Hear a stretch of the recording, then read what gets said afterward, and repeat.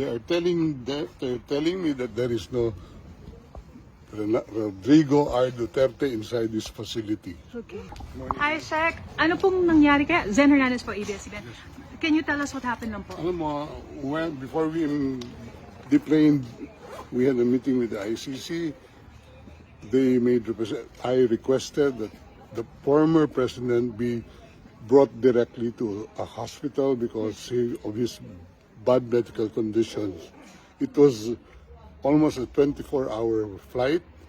He just came from Hong Kong, not allowed to visit his home, not even allowed to see a doctor in a hospital before he could be transported here.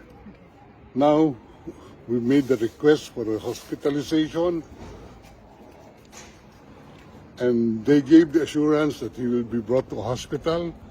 And I asked for the name of the hospital. Up to now, they have not given us the name of the hospital. So we took the position that he could have been brought here directly, and we are told that there is no President Duterte inside the facility. We are at a loss at this time, and lokohan na ito. I think this is part of their grand plan, no? To kidnap the president, to extract the president from the Philippines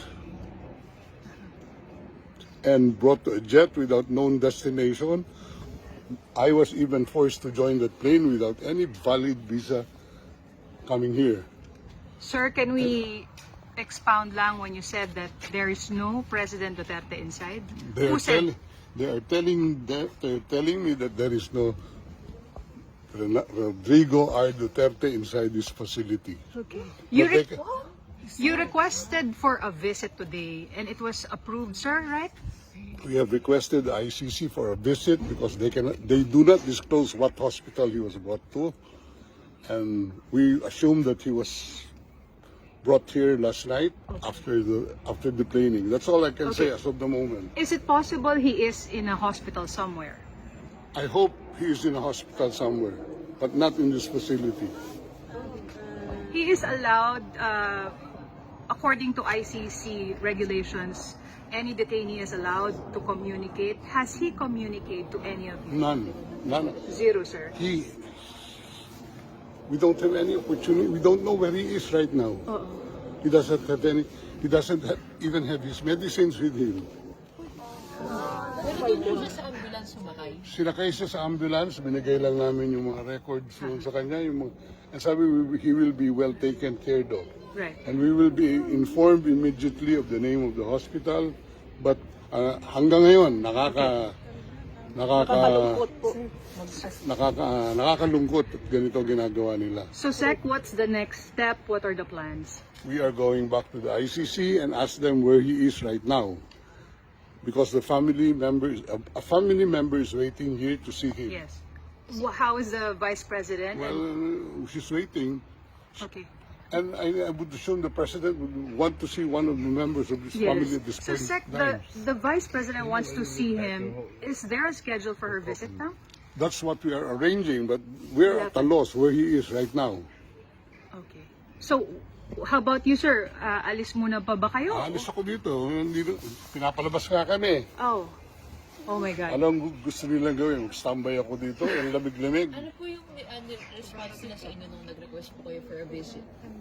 Wala. Ayan. Wala daw, request for a visit dito. Wala daw ano dito. Walang preso by the name of President Rodrigo. Sir, hindi yan totoo kasi nandoon kami. Mamaya na.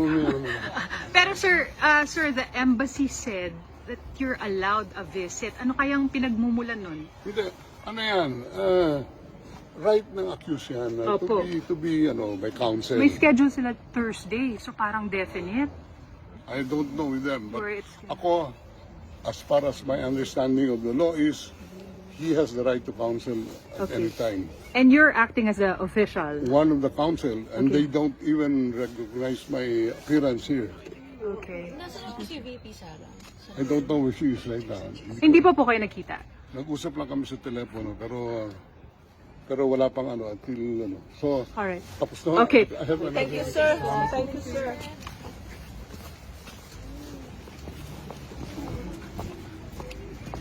Japan naman kayo.